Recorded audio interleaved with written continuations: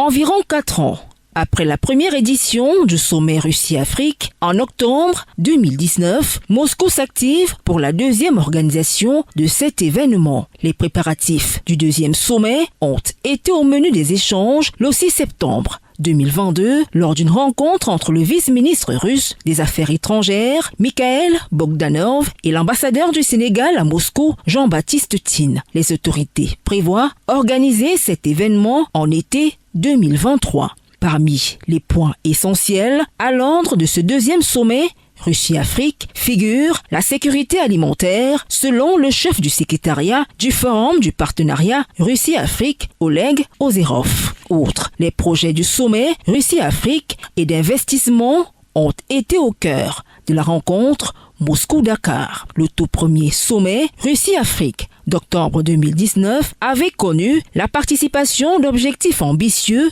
notamment le doublement des échanges commerciaux par le Kremlin. Le rapprochement entre Moscou et le continent africain est de plus en plus remarquable. Les liens se consolident avec certains pays et la Russie multiplie ses partenaires. Armée 2022, tenu en août dernier, le président russe Vladimir Poutine proposait offrir les armements les plus modernes à ses partenaires africains à faire face aux défis sécuritaires et autres menaces. Parmi les nouveautés du secteur militaro-industriel que propose Moscou figurent l'aviation, les drones, les armes d'infanterie, l'artillerie et les véhicules blindés.